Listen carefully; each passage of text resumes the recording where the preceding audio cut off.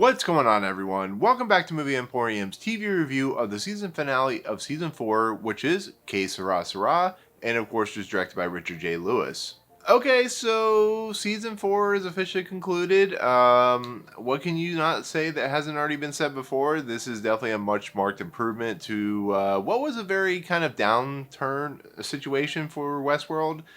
Season 1, pretty great. Season 2 kind of slumped. Season 3 had some moments, but completely slumped. And we finally kind of course corrected in a lot of respects.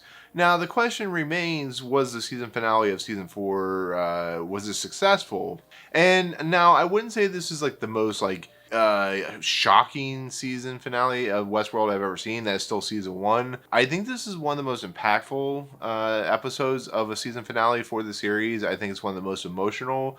And I think it's this episode that is basically explains what this season was, which is about choice, which is about getting past the ideas and ideologies of who we are, what we are going towards. This is very much an in-your-face look to maybe where we're headed as a population society, and it's very much the concepts and ideas of what Lisa Joy and Jonathan Nolan have presented from the very beginning, which is where do we go when we've decided to play God? What are the choices that we make? What are the choices that end up causing the cause and causality effect, which is a lot of what The Matrix did when, we talk about The Matrix. This is a season that really focuses on like what it is like for being, doesn't matter if it's the host or the human or whoever it is, you make the choices that you make and you have the causality and the cause as well as the negative and positive of those causes. And as we saw from Charlotte's character in this season, she made a choice. That choice ended up blowing up in her face, like I've said throughout most of this entire season.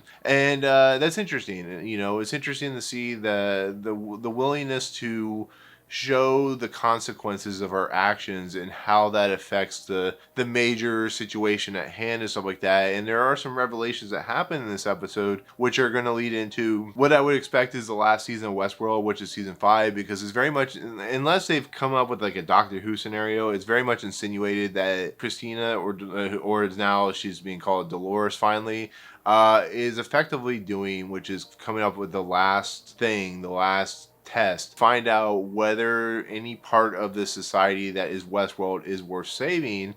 And that's what this whole season has kind of been leading up to, is do these people and their choices lead to a positive outcome, lead to a negative outcome, and what does that overall outcome lead to when you've done something so despicable that we see it with William, we see it, like I said, with Charlotte. Christina is kind of, as we learn, like the construct of this whole situation. We learn, through Clementine and her situation. We just learn through all these characters, Caleb and his choices that he made, and Maeve and his choices, and of course Bernard, who has kind of like been our guide, kind of, how things are played and how things are planned. So it's really interesting to watch this whole entire season kind of take it all in as a whole now that is, as we see what's happening. And the thing that I keep forgetting about is in Westworld, each season has a actual overall title, and like the Maze and the New World, and I can't remember what season 2 was, but this is called The Choice, which is very much what this season is about. But like I said, I'll go through each arc to kind of break it up and talk about it. But and we'll do the Caleb stuff first. Caleb was always a tragic figure in a lot of aspects. Everything since season 3, when he was introduced, to the point we find out that he was basically killed. He didn't get to see his daughter. He wakes up as a host, I guess you could say, many, many iterations of a host. And every time that host kind of gets to a certain point, it starts to collapse upon itself because the system it never works. Even Stubbs says, you've done this many times, the host is not going to survive this situation. So the basic main thrust of what Caleb and Frankie need to do in this season, or especially this episode, is finally come to the conclusion and kind of reconciliation that was missing for 23 years, or as Caleb says, a couple of days. So they're getting through the city, trying to get to the boat where, of course, Frankie's girlfriend's at. And they stop in this kind of, I guess, the medical facility and stuff like that. And we see all the kind of destruction, all the, the sound, the pulse, I guess you could say, that is making everybody kill each other. And they basically have just kind of a meaningful discussion, a very heartfelt discussion. It was actually I was moved to a little bit of tears in that because, the whole idea of Caleb's character has never been one that has had the most progression when it comes to like the distinct nature of character development in a lot of respects. So bringing in like his daughter and realizing, it's kind of like, this is going to sound funny, kind of like Flight of the Navigator if you think about it, where this poor kid, loses like 7 years of his life or however many years of his life. And what does that do to a human psychology? And we see like them talking about, Caleb's wife, the individual who passed away from cancer, who was always carrying the torch and stuff like that. And that's really meaningful and really, really potent in a lot of respects. And then it finally leads them to, like I said, he's, trying to heal up her wound. She kind of figures that something's wrong with him. And there was a segment earlier with Charlotte and Clementine where Clementine's like, I want to go find the outliers. I want to put a stop to this. And, Charlotte's like, good luck. And of course, Clementine actually attacks them in this medical facility of sorts. And the funny thing about Westworld is it seems like they kill everyone off before they bring them all back. It's like a superhero show at this point. But of course, Stubbs, who is actually defending Caleb and Frankie from this attacker, this guy who's underneath the pulse, he is basically effectively killed by Clementine. She actually shoots him and then impales his face into the edge of a display case or something like that. It's really gruesome, and I won't show, but it's really gruesome. And for the time being, that effectively kills off Stubbs. I'm thinking, I'll be fairly honest, I'm thinking there's gonna be like a huge reset where all these characters are gonna come back, but they're gonna be completely different in season 5. And for instance, for all we know, we have lost Bernard, we lost Maeve, we lost Stubbs, and we're gonna lose Caleb. All these characters are officially dying, and it's really nice to see them finally get to the boat and have their last like Grey Heavens Lord of the Rings moment. But it's really sad, it's really depressing, it's very melancholy in a lot of respects because Caleb tries to explain to her that he's a host and he died many years ago, the real Caleb. And just the thought of that, just the thought and ideas of that simple fact of he's no longer going to be there for her, that he is officially gone, that it's an effective end to his character, which it really is a really sad state of affairs, but is also kind of heartwarming in a lot of respects because he was able to save his daughter. He's able to see her grow up, as he says, and he's able to watch her go away, be happy for the time being. We'll see if she comes back in the 5th season, which I hope she does. It really is, if it's the end of her character, end of Frankie's character for the series, it is a really touching moment that I really found kind of poetic in a lot of respects because once again, Caleb went from this character that was, he had a lot of problems, especially from a character development standpoint and just a character in his own right, to having kind of a saving grace and losing that saving grace, but finding that saving grace at the end, and was able to kind of go on to, even though he's going to kind of self-destruct on his own, but he was able to at least see her for one last time before he officially kind of decommissions in a lot of respects, because that's what happens to his character. And like I said, there is a lot of foreshadowing as we see what his character happens in a couple episodes ago, but it's a really effective end, really kind of sad end. It's not the most impactful ending of this season, but it really has a lot of weight to it, to just kind of the concepts and ideas. And there's stuff that, of course, Delores, Christina's character, says about these characters and the kind of the end of the world and stuff like that. But I really did enjoy it. I really think that Caleb, if this is Aaron Paul's last episode, really did a nice job. I think though the Frankie character was only really seen, like the main adult Frankie was mainly only seen, I guess she was seen throughout episode 3, 5, 6, and 8, whatever it is, all those episodes. You really get a sense that it really does work on a lot of levels. So that's kind of the end of that particular arc. That's where it kind of leaves, and I think overall it was a pretty decently paced arc, that one that had a lot of emotional impact. And when you found out that the woman who picks up Bernard and Stubbs ends up being Frankie, I think that leaves it with a much interesting, much more kind of relatable experience in a lot of ways. So I really enjoyed it for what it's worth. But that'll lead into like Charlotte Hale stuff. Charlotte's been an individual that has been the antagonist through the entire season, season 4 that is.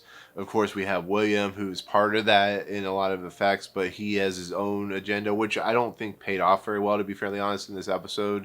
Basically, what Charlotte has done is, as this season has been titled The Choice, made the choice to basically inject humans as hosts in a lot of respects. So she control them. They can be kind of like the game pieces and stuff like that for the host in a lot of respects. And as we see, and as I've talked about throughout the entire season, the choices, as it's called, the choices we make, and the fact that she thought she could control everyone, once again proves that the flaw in the system was never entirely proven to be a good source of situation. She basically just thought she was going to be able to make a perfect society, but as we've learned throughout our entire history of human culture and population and so on and so forth, nothing will ever be perfect. It's impossible. There's always going to be flaws in the system. A computer is not perfect. A human with their DNA is not perfect. Everybody makes mistakes. Everybody's going to cause problems. There's going to be a collapse of society. The fall of Rome is a perfect example to be a kind of a premise for this season. It's really fascinating to watch her just kind of come to the realization that what she was doing was in earnest to save her own kind, but what she didn't realize is that by trying to do that, she was actually dooming her own kind. And Bernard even tells her as we learned that he recorded the video feed for her, he knew that this world was ending. He knew that the humans were going to die, and he knew that the hosts were going to die off, and she made the choice to think that she could save it all, and she couldn't. And it just proves once again that it doesn't matter what you do, it doesn't matter what you try, there's going to be flaws in the system, like I've said, and you see it throughout this entire episode. You see it through the entire season with the choices she makes and how she tries to control everything and how it just blows up in her face. And she's trying to get William to stop, and William won't stop because he's trying to effectively destroy the Sublime, because William's character is now on a vendetta quest because he has been proven to be not a scrupulous character. He's an individual that wanted power. He wanted to destroy that power. He's playing, he's an individual that put all of his money into playing God in a lot of respects by hiring Ford and stuff like that, and therefore he's on a mission to destroy the Sublime, to destroy everything. And that's another flaw in the system. Once again, she thought she could control him, and his system felt differently. It's the same thing with all the hosts that we see who have been murdering people throughout the entire season. She just thought she could control it all, and she thought she could make it perfect, and it just doesn't work out like that. And it's a commentary on society in general and the population in the world, and it's even a commentary on today's look into that world, I guess you could say. But as we see, she's brought back to life by the drone host. Maeve, of course, is dead, as we know. And she's actually brought back to life and then put in a new skeletal system, which is what I would call like a indestructible Terminator suit in a lot of respects, as we learn later on. And her main goal, not entirely clear until we get to the end of the episode, but she actually, as we'll see with Christina Delores' character, she has been hiding Christina's ball, the memory ball, inside that big kind of cool display that shows the whole entire world, which we kind of find out that there's two different things going on at once. There is the virtual world that Christina's in, which is controlling the outside world that we see outside the window of the tower. And in process of everything, she decides she's going to destroy that to get to the ball and the memory ball because of what she heard from Bernard. Bernard, like I said, through the entire season, has been predicting things, and how things go is how the way the line is going to go. So, for instance, you think of what happens in Avengers, I think in Endgame or something like that. If they do a certain thing, it will cause a causality and effects type situation. So she tries to confront William. William's on the quest to take down the Sublime. She tries to use a couple hosts. I love that William's listening to Ring of Fire by Johnny Cash. I think that's a great kind of, it really fits him perfectly because he's like a destructible force that just won't quit. He destroys a couple guys. He talks to Charlotte. Charlotte tries to keep him from doing what he's doing, but he is on a vendetta quest. He's going to do what he's going to do. Man who saved the world, all that good stuff. But she goes to the Hoover Dam. William goes to the Hoover Dam. William's trying to destroy the Hoover Dam, which contains the Sublime and stuff like that. The two individuals have kind of a cool little battle, I guess you could say, a cool little fight. They are talking back and forth. She basically admits that she was wrong. She was trying to protect the host, trying to save the host. But William basically tells her, you made that choice. This is the choice you made. These things happen. You effectively have destroyed everything in your path. And then she finally gets the upper hand because, of course, Bernard had left the gun a few episodes prior, last episode or whatever, which allows her to effectively kill William's character. So now we have another character dying. She removes William's ball and she's effectively able to destroy it. But once again, she takes Christina or Dolores's memory ball and places it inside the sublime, allowing Christina to make the choice on what she wants to do next. And then she goes out to the Hoover Dam, the river source or whatever, sits down, removes all her clothes. She's just an endoskeleton or whatever. And she effectively kills herself by removing her memory ball or her whatever artificial intelligence ball or whatever it is, crushing it into oblivion. And I don't know. We'll see if she comes back. We'll see what happens. And all these characters are going to come back in some form or fashion. I don't think I would say, Tessa Thompson and Jeffrey Wright might be not back, but, because of how their stars have kind of risen in the last few years. But it's possible that most likely they'll be back to finish out the season and series and stuff like that. So we'll see what happens, because where the story is eventually leading is going to be very interesting in its own right. So we'll see how, if they're brought back in some form or fashion, the way Christina Dolores' character is playing out. So that's the end effectively of that arc. I don't think William's character really played. He played a character that really didn't feel that well developed, and that like Ed Harris was not really invested in it. It's not saying Ed Harris wasn't having fun as kind of the guy who's trying to figure out his life in a lot of respects, and then find out that Charlotte saved the real William, and who William's really dead and stuff like that. But her character, as some people have pointed out, has also been a little flawed this season. I really like her character, to be fairly honest. I understand why they think she's flawed, but I like the fact that she was used as kind of a causality and effect of the choices that we make or people make. She's kind of that surrogate in a lot of respects, and that's kind of how you see her character roll out this entire season. Is just, she's kind of a pinpoint to what we do as an individual and the choices we make. Bernard's also that type of character where we set ourselves on this point, and how we choose to either go left, right, down, center, left, up, down, as Willy Wonka did in the Chocolate Factory, is how their characters are kind of progressing this season and series. And I like that progression. I like that it doesn't mean her character was fully realized, I guess, because she really felt like she was a twist twirling, mustache twirling, whatever bad guy. But really, there was a lot more to her character, that as you saw the season progress, you realized what her overall overarching arc was for this season. And so therefore, I enjoyed it for what it's worth. It wasn't perfect. None of these series of Westworld or these seasons have been perfect. There's been problems in this season as well, with just kind of the obtuse nature that they like to go to with these seasons, but I enjoyed it for what it's worth. So with that said, that leads to, I think, the most emotional part outside of Caleb having to let his daughter go, and that is Delores and Teddy. Basically, Delores, Christina, what she was been called this entire season, has been, as we learn, not in the real world. She's been in the real world as a designer, as a kind of construct individual that has been controlling everything with the help of course, Charlotte's character. And though I think some stuff that happened to her earlier in the season didn't really pay off, it's points that we realize, like for instance, the Ariana DeBose character was a creation of Christina to help her get through the situation that she was trying to deal with. We learned that Teddy was also a construct of something she created to help her kind of wake up. The whole season's also been about waking up from the shackles of the situation at hand, from the trying to kind of come to terms like with what's happening. And the fact that they walk around, and the fact that we've learned that she wasn't even in the real world, she was actually kind of outside world, and how she was able to control everything. It felt really like she was in a prison cell in a lot of respects. And the fact that Charlotte made the choice to set her free, to let her make the choice, is really interesting, because as she's kind of coming to the conclusion, as she's kind of piecing everything together, she basically realizes that she has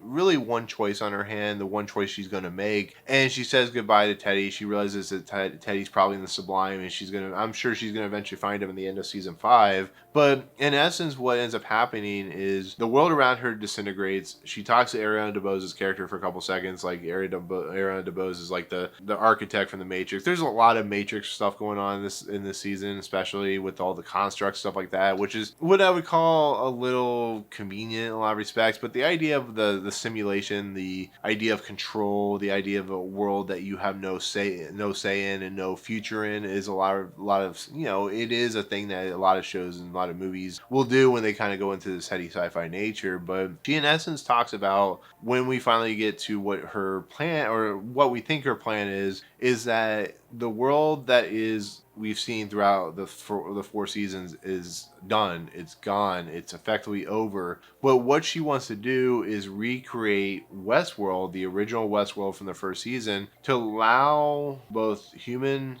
and host to figure out a way to work together, to figure out, this is what I'm gathering, what I think is season 5 is going to be. She is basically giving the ultimate dangerous test, the idea of allowing individuals to find their footing, to test them to see if their willingness and their kind of, pulling out the sword and the stone or something like that, if they are true and level and humanistic and, everything about the soul and mind and stuff like that. She is basically recreating this game to see if people will change, to see if they are willing to move in effect. And it's a really interesting way to, if season 5 ends up being the conclusion, to really kind of close it out, because it is also a circle. The idea of the circle and the maze, as we find out, is, as we've learned, is, how she kind of woke up and stuff like that and became who she is. And of course, Delores has always been kind of the main character, the Neo of this world in a lot of respects, even though Maeve has kind of had her Neo-like abilities. But, the fact that she kind of brings it back full circle to Westworld, and the fact that a lot of these shows, you look at Lost in a lot of respects, they have, the reason they do these types of things like a full circle effect is it allows all the pieces, parts, all the Easter eggs, the missing clues, the pieces that are missing from the whole entire show to kind of come to a conclusion and allow the audience to at least be somewhat comfortable with the settings. And like I said, Lost always went back to the island and stuff like that, and I always kind of compare this to Lost, stuff like that. Matrix goes back to the city and stuff like that, and it's the same thing here. It allows the world to kind of reform and kind of come back to a completing circle, which is what this world, what Westworld has always been about, is the nature of the ring, the idea that we always kind of follow one path and basically make the choice of making the same mistakes. And that's what happened with Charlotte's character. That's what happened with, Ford's character at the end of the first season. They created something, and basically it came back to bite them in the ass. And when Charlotte did it, did the exact same thing.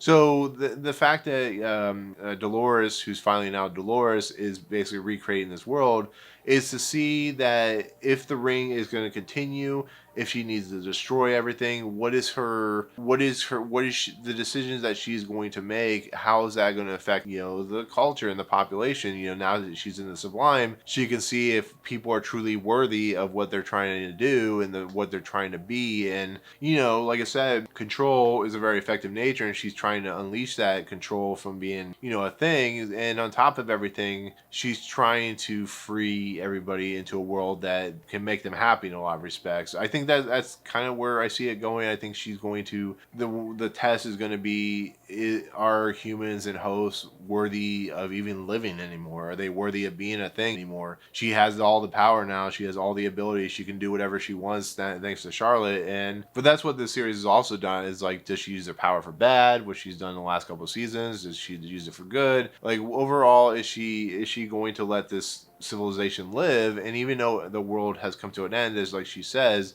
she's going to see if there's some possibility of just this world having some hope in a lot of respects. And that's what I see happening. And there's more to it than that. There's more hasn't been revealed, that has been left, close to the vest by the creators and writers and stuff like that. But, overall, I think Christina probably, to me personally, had a very uneven story, just in the simple fact that she disappeared for an episode here or there. It's one of those things where you go, I get what they're doing, but there's more to it. There was part where she walks into a hospital or whatever, and I didn't really ever feel like that paid off. But I think Evan Rachel Wood is very strong in this season. I even think James Marsden is very strong. I do think it gets a little campy and a little morose in a lot of respects when it comes to like the conclusion of their arc in this season. But I think where it's headed, I can't remember if the number on the train was 1 or 5, but the train says 5 on it, which I thought maybe that was like season 5 or something like that. But it effectively ends the conclusion of her arc, and the conclusion of the season effectively goes back to status quo with being in the actual Westworld and stuff like that. So maybe we'll get like Rodrigo Santoro or Clifton Collins Jr. back. Maybe, we'll have like William and stuff like that come back. What's going to be interesting is the simple fact that